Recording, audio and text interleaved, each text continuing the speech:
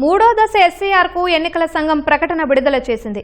AP, Telangana సహా 16 రాష్ట్రాల్లో మూడో దశ ఎస్ఐఆర్ జరగనుంది. మరింత సమాచారం మా ప్రతినిధి అరుణ్ అడిగి తెలుసుకుందాం. అరుణ్, ఎస్ఐఆర్ కు ఈసీ ప్రకటనపై తాజా సమాచారం ఏంటి?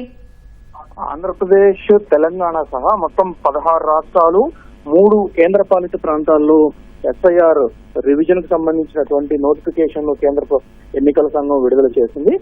ఈ నోటిఫికేషన్ ప్రకారం ఇప్పటికే 1-2 దశలకు సంబంధించినటువంటి అన్ని రాష్ట్రాల్లో జనగణనతో పాటుగానే మిగతా ప్రక్రియ పూర్తయిందని, అయితే ఇప్పుడు జనగణనకు సంబంధించినటువంటి షెడ్యూల్ ఏ రాష్ట్రాలకైతే విడుదలైందో ఆ రాష్ట్రాలతో కలిపి ఇప్పుడు ఎస్ఐఆర్ నిర్వహించడానికి తాము షెడ్యూల్ విడుదల చేశామని, దీని కారణంగా జనగణన నిర్వహించేటువంటి సిబ్బంది, క్షేత్రస్థాయి సిబ్బంది ఎవరైతే ఉన్నారో జనగణనతో పాటుగా ఎస్ఐఆర్ ప్రక్రియను కూడా నిర్వహిస్తారు అని చెప్పి కేంద్ర ఎన్నికల సంఘం స్పష్టం చేసింది.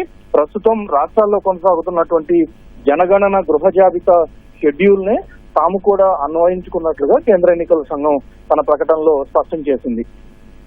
అయితే 3 రాష్ట్రాలకు సంబంధించినటువంటి విషయంలో మాత్రం కేంద్ర ఎన్నికల సంఘం ఈ మూడో దశ ప్రక్రియ పూర్తయిన తర్వాత ప్రత్యేకంగా చేపట్టనున్నట్లుగా అవి హిమాచల్ ప్రదేశ్, జమ్మూ కాశ్మీర్, లడఖ్ ఈ 3 ప్రాంతాలు, అంటే 2 రాష్ట్రాలు, ఒక కేంద్రపాలిత ప్రాంతం మినహా ఈ మూడో దశతో దాదాపు దేశమంతా పూర్తయినట్లు, ఎన్నికల సంబంధించినటువంటి ఎస్ఐఆర్ ప్రక్రియ పూర్తయినట్లేనని చెప్పి కేంద్ర ఎన్నికల సంఘం ప్రకటించింది. ఎస్ఐఆర్ లో ప్రస్తుతం విడుదల చేసినటువంటి మూడో దశ ప్రకటనకు సంబంధించినటువంటి విషయంలో 36.73 కోట్ల మంది ఓటర్ల వివరాలన్నింటినీ కేంద్ర ఎన్నికల సంఘం ఎస్ఐఆర్ ద్వారా పరిశీలించనుంది.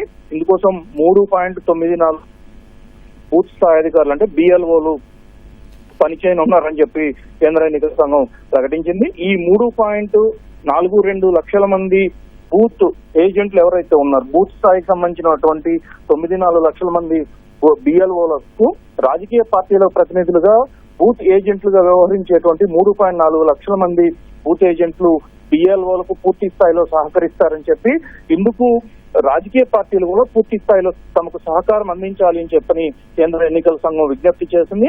ఎస్ఐఆర్ అంటే ఓటర్లు, రాజకీయ పార్టీలు, ఎన్నికల అధికారులతో సహా సంబంధిత భాగస్వాములందరినీ కలుపుకుంటూ సాగే ఒక భాగస్వామ్య ప్రక్రియ మాత్రమే అని చెప్పి ఎన్నికల సంఘం ఈ సందర్భంగా స్పష్టం చేసింది.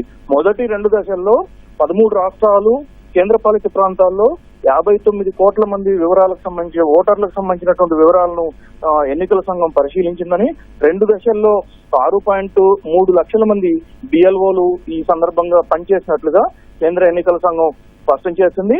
అయితే కేంద్ర ఎన్నికల సంఘం ఇచ్చినటువంటి వివరాల్లో ఈ ఆంధ్ర, తెలంగాణకు సంబంధించినటువంటి ప్రక్రియను కూడా పూర్తి స్థాయిలో ముమ్మరం చేయనున్నట్లుగా, అయితే ప్రస్తుతం జరుగుతున్నటువంటి జనగణనకు సంబంధించిన గృహ గణన ప్రక్రియను ఇందుకు పూర్తి స్థాయిలో తాము కూడా అన్వయించుకొని దానికి తగినట్లుగానే ఈ ప్రణాళికను సిద్ధం చేసినట్లుగా కేంద్ర ఎన్నికల సంఘం ప్రకటించింది. ధన్యవాదాలు అరుణ్.